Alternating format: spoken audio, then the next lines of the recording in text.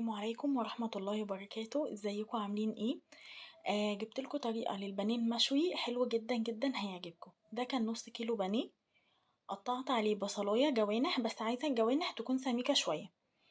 هبدأ ان انا اقطع البصلة كلها كده، يعني هقسم البصلة نصين وبعد كده هبدأ ان انا اقطعها علشان تديني الجوانح المظبوطة. وده برضو فلفل كوبي، قطعت عليه قرن فلفل كده جوانح. البهارات بقى بتاعتي اللي انا هحطها، هحط كزبرة، هحط بهارات فراخ، هحط بابريكا وفلفل اسود وملح. طبعا من كل حاجة نص معلقة ما عدا الفلفل الاسود هحط معلقة. تمام، انا هنا كده كده هو اتحطيت الكزبرة والبهارات والملح والفلفل. تمام، هقوم جاية بقى مقلباهم في بعض. وطبعا ايه، هلاقي مثلا واحدة معلقهاش بهار او تتبيلة او كده، هقوم جاية واخدة بقى اللي هي بيبقى فيها زيادة كده ومسحهم كده في بعض علشان كله يشرب من التتبيلة اللي انا عاملاها. اهو بصوا، انا هنا بدأت ان انا لو واحدة مثلا ما طلهاش البهار اللي انا حاطاه، هقوم جاية ايه اجيب واحدة بقى مليانة كده وامسح كده كله في بعضه عشان كله يشرب من البهارات. اجمل طريقة بجد ممكن تعملوها للبانيه المشوي. طبعا انا لا هحطه في فرن ولا هقليه في زيت ولا هعمل اي حاجة من الحاجات دي ولا احطه على شواية ولا حاجة. تمام، هركنه بقى شوية وتعالوا بقى اقولكوا طاجن البطاطس المتين. جبت طماطمية قطعتها مكعبات صغيرة، وبصلة برضو قطعتها لقطع صغيرة كده. آه وكان معايا بطاطستين هقطعهم مكعبات. تمام، انا كده خلاص قطعت البصل والطماطم، هقطع بقى ايه البطاطس كده. هقطعها مكعبات زي ما انتوا شايفين، انا بحب المكعبات قوي في طاجن البطاطس او صينية البطاطس. بتاخدي مثلا او بتاخدوا المكعبة كده على الرز، بتبقى احلى كتير ما تبقى مدورة وكبيرة وتفضلوا تقطعوا بالمعلقة. لا، كده بتاخدوها كده على طول. حتى لو اتبقى حاجة بتبقى شكلها حلو لو جينا قدمناها بعد كده يعني. هبدأ اجيب بقى برام واقوم جايه منزله فيه بكل الحاجه اللي انا قطعتها، البصل والفلفل والطماطم. وعندي هنا كوبايه من الميه.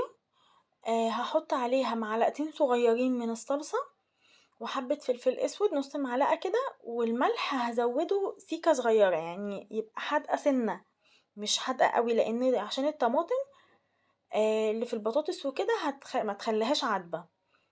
تمام، وهقوم جاية نازلة عليها بالمية بتاعت اللي انا حاطة عليها الصلصة. تمام، وهحط بقى عليها حتة زبدة سمنة اللي موجودة عندكم يعني. انا هنا كان دي حتة زبدة عندي فقلت ايه استخدمها اخلصها. هنزل بقى عليها بيها كده واقوم جايه مغطيه البرام ومدخلاه الفرن. الاول هحط عليها حوالي يعني نص معلقه كده او ربع معلقه من الثوم، واقلبهم كويس، وهقوم جايه مغطيه البرام ومدخلاه الفرن على درجه حراره عاليه. اول ما يبدا يغلي هوطي عليه النار خالص عشان البطاطس تستوي وتزبد والصوص بتاعها ما ينشفش. طبعا اللي عنده برام من غير غطا ممكن تغطوا بالفويل. عملت بقى جنبهم حبة رز بالشعرية، انما ايه، لوز لوز لوز. هقوم جاية حاطة سمنة وحبة زيت. انا بحب احط زيت قوي في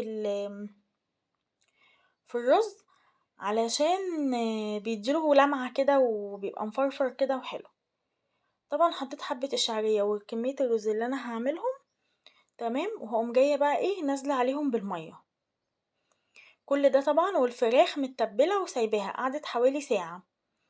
اول حاجه بدات بيها الفراخ عشان تشرب من البهار وميه البصل، التتبيله يعني بتاعه البصل والفلفل. طبعا البصل من الملح والفلفل وكده بينزل ميته، فكل ده بيديها طعم وصوص حلو جدا. تمام، كده انا عملت الرز وحطيت له الملح والميه بتاعته. تمام، هقوم جايه بقى مغطيه عليه وسايباه يستوي كده مع نفسه. هاجي بقى ايه اجيب، اقوم جايه جايبه جريل. ما عندكوش جريل، اي طاسه، بس انا ايه حبيت اعملها في الجريل عشان واسع ياخد معايا الكميه كلها. هقوم جايه ماسحه الجريل بنقطه من الزيت، وهقوم جايه بقى نازله عليه بقى ايه بالفراخ البانيه. تمام، اهو بص الجوانب ما كانش فيها زيت، فرحت جايه راجعه عايده عليها تاني كده بالفرشه. هنزل فيها بكل كميه البانيه اللي معايا. تمام. وبعد ما احط بقى البانيه كده وارصه في الجريل، هجيب البصل والفلفل اللي كانوا معايا، اقوم جايبه احطهم على الوش كده. طبعا بقى لما يتبالوا بقى وينزلوا ميتهم على البانيه، تحفة تحفة. تمام. انا هنا حطيتها على نار متوسطة علشان تستوي كويس.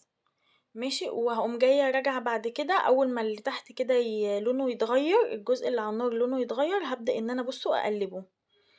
هي هنا بس لزقت مني سيكة، بس انا ايه هسيبها لحد ما اقلب الباقي وارجع اشيلها تاني. بصوا بقى اما حطيت بقى الفلفل بدأ ان هو يدبل، والبصل و...